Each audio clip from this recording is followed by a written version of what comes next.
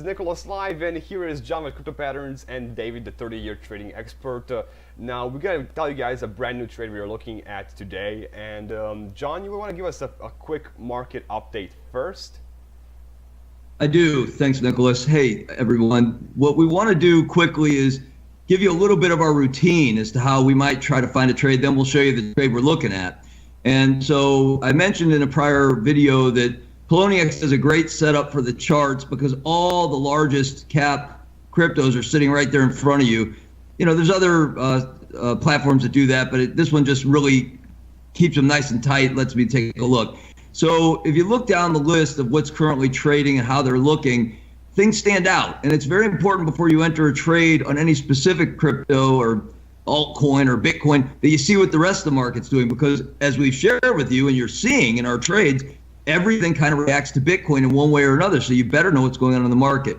So it doesn't take long to start seeing the sore thumb sticking out. We've got Ripple up over 10% while everything else is down. And we've got Zcash continuing to show strength, which has been, our subscribers have known about Zcash for over a week. Something's going on there. We've been showing it's been ahead of the game across the board. It's way up from the lows, and we've made money on it. So that's good for the subscribers.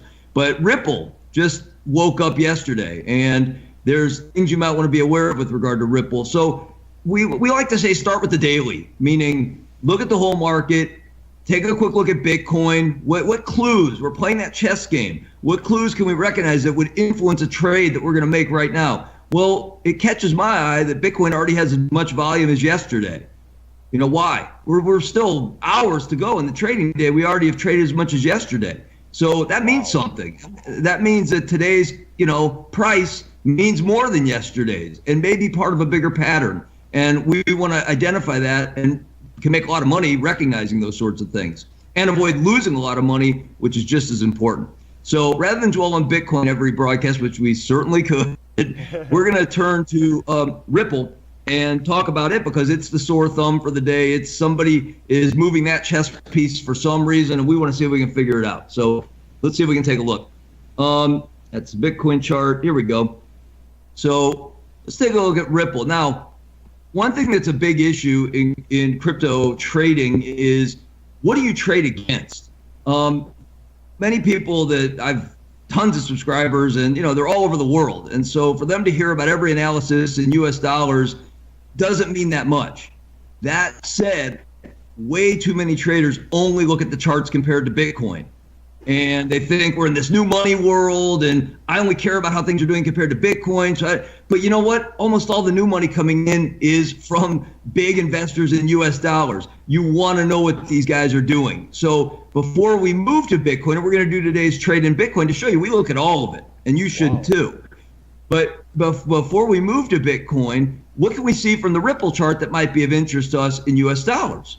Well, first of all, again, different things catch different eyes. When David takes us over, he may have other things to add. But first thing that catches my eyes, we're near a key psychological level. $1 is a big deal to everyone. Oh, I want to make sure it's trading over $1. Wait, it dropped below $1 and now it's going to crash to 50 cents. That's the way people think, and you want to keep that in your thinking when you're deciding what trade to make. No, should you trade based on that emotion? Obviously not. But other people are, and that matters. It's worth knowing. Secondly, and finally, so we can get to the trade, let's look at the pattern. On shorter term charts, which we're not showing, our subscribers saw it, but we don't have time to show it today. There are some bullish patterns for Ripple that show a target much higher. We'll get to it in a minute.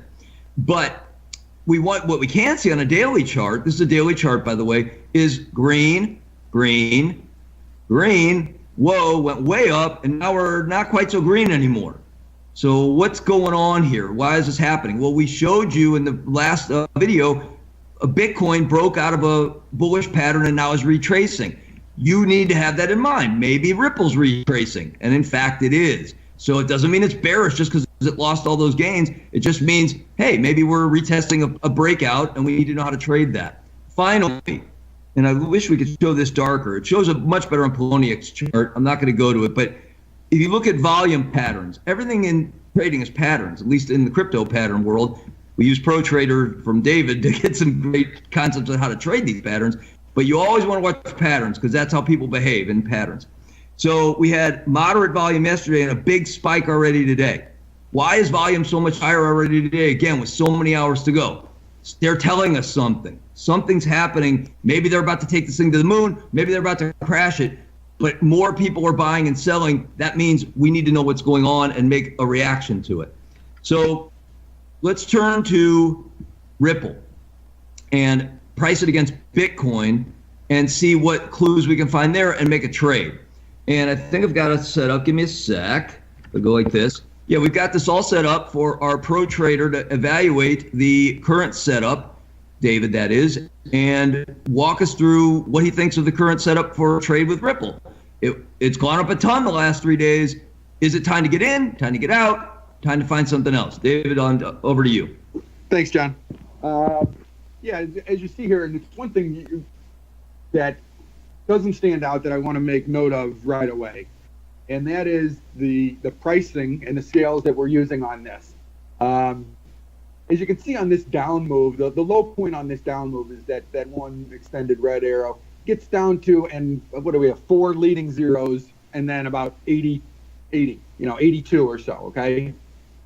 If you look right now, we're currently sitting up over 11, close to 3 zeros and 12.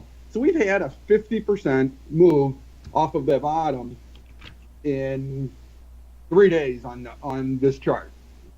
Or not in 3 days, but that's been the bulk of it. Has been in the past 3 days. So if we're looking at this pattern and saying this pattern, this huge pattern has come from near the bottom down there in the 4 leading zeros and a 1. We've got a huge long pattern here. This is not going to be a short-term trade. We've already moved up, like I said, 50% on it here, and I don't really want to be chasing something like that. We do want to look at this as a long because, like John mentioned, as we mentioned to subscribers, we see a much longer-term pattern here that could speak to considerably higher prices. So right at this point, we're really looking to scale in for a longer-term buy. There's no real short-term trade here. We've missed this huge move. We actually started looking at this yesterday, but for purposes of this video, this move has been put in, the short-term move, and I'm not willing to chase after it. For a long-term trade, we can stick a stop down below that 82, 80 area where you've identified as the bottom of the current move. But because that's a significant amount of risk, this is a longer-term trade, and again, our target is significantly higher than here. It's probably, well, not probably, off the top of the chart from where you see here. So at this point, we're really just scaling in, and you can be buying anywhere as it trades between here and say triple or quad 09, 0009. Again, because we're going to stop ourselves out at 4 zeros and an 8. That actually is back up, John, for more recently, where you've identified the bottom of the curve. Exactly. So we're going to put our stop right there. You can buy anywhere from here where we're standing right now if it keeps coming in. And that's what we're going to look to do. We'll look to scale in slowly over that period. Again, you can't ignore the fact that that's a big price difference between 12 and 8. And to say, oh, well, we'll just scale it, we'll buy it all at 12. If you do that and it gets back down to 8, you've lost 33% on that trade. And that's just too much to lose on a single trade like this. So we'll scale in, we'll put that stop down below 82, and hopefully we catch, one of these big winners as it rallies up through the top here. So you're okay with taking a higher risk trade like this, entering at 12 and having a really, really low stop. But on the other side of that coin, you also have a really good reward, which is going to be what target? Yeah, exactly. And John, do you want to quantify a target for him on this? It's above the top of this. Yeah. Let me jump in on how that might work. We again, lots of details we can offer in the educational videos and classes we're offering. But I do want to, we're not trying to hide all that stuff. It's just a lot to learn. So we'll give you a lot of calculations to it too. And we're basically saying here for this long term. Sorry to jump in again, but Nicholas, we do have a significant amount that we're risking. The return on this is probably at least 3 times, if not significantly more than that. So over and top of this chart. Okay. Right. So let's summarize that with the way we evaluate. And again, we've talked in almost every video, the trader should be thinking about, is this a move I want to try to make money today, tomorrow, the next day, a short-term move? Is it a move that I'm willing to give it a couple weeks? Or is it a move that I just believe in the coin, in the market, the way it's set up, the patterns, and I want to be there when it goes up, a long-term move? So, David looked at the short-term risk to return, which is, look, this spike already went up close to the best target that we could hope for on the short-term pattern. The short-term pattern target's like right here. We're already here. Is that worth taking any risk to go back down to here? No, of course not. Short-term, throw it out. We thought that was a good episode for today to say, look, sometimes you look at a trade and you don't take it. Yeah, you want to understand if it's a good trade or not, and sometimes the answer is no. But is it a good longer-term investment? Well, to use the current low as a stop is an excellent intermediate-term trade, because if it goes down under that, something else is going on, and we might see a drop back down to here to test the lows of, and now I'm getting to the point, the lows of the beginning of this massive bullish move. That is all one move by some definitions. From God knows how low a price to 0.0002 Bitcoin.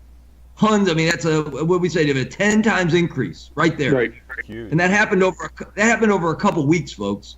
Okay, so that's bullish. Look at the volume, way up there. We would like to, in our trading world, we'd like to have a little position in Ripple. That being said, we don't want to lose half our money for doing it. So trying an intermediate term trade of scaling in as the price drops down from this high that it just hit today, and then saying, but I got to get out if it goes below the low of the current move. Something else going on, it's too far to fall, I'm getting out. That's a sound intermediate term trade. You don't put it all in here. Put a little bit in here, a little bit in here, a little bit in here, and if it drops below that, head to the sidelines, you'll win on the next one, okay? The final thing we want to cover today, though, is when you've got such a bullish chart in the big picture, a bullish move like that, there are what are called waves, Elliott wave principle. And that could be considered one wave. This could be considered the second wave. And this move today could be the start of a new bullish wave that would have tremendous strength to it. Would it go off the chart? It doesn't have to, but it could. And that's important to know. But what's really interesting is if it wants to keep going here, if it wants to keep going down, as long as it stays above this, there's still the potential to go off this chart. And you'd like to be a part of that. So what we call those are lotto ticket trades. All right? High risk, high reward. Right. And you folks who do ICOs and, who play in the Bitcoin exchange where they don't trade in US dollars, the DigiBytes, the Sia coins, this is the way you're trading, but you can use it intelligently for all your trades, which is, I've got $1,000 to invest. I want to be with Ripple when it triples. I'm going to put 100 into Ripple, and I'm even going to scale that in. You change the way you think. You don't think, oh, it's going to triple. I'll throw in 1,000 and I'll deal with whatever happens, and then it's going to go up. Nope. And 6 months later, we're still down here. It has happened, folks. It happened during last year. They can take price wherever they want to take it, and they can leave it there. And there's way more sharks and way more experts playing the game now than there were 6 months ago. You want to be careful. A lot of people bought Bitcoin at 18, 19, 20,000. Am I right? Okay, we were telling people get out because we saw the patterns. So a lotto ticket would be, okay, if I think Bitcoin's going up to 40,000, I'll put $100 into Bitcoin because it's still going to double my money, and I can add short-term and intermediate-term dollars when the patterns justify it. Does that make sense?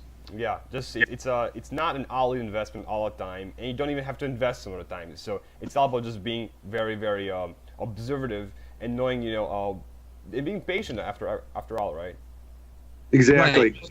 It's a chess game, and sometimes you like the setup enough where it's like, I want to get in, and we'll have another full show on David's experience with options. And it's like you put that money in, it's like I'm willing to lose all of it because I believe in the long term so much. But how much of your portfolio are you really willing to lose all of? The answer better be not very much. Exactly. And that's how you make these decisions. John, David, that's been a beautiful explanation, and let's just watch what happens, and keep a close eye on this trade. All right, very good. Thank you, Nicholas. Stay safe out there, everyone. See you guys. Of things we know.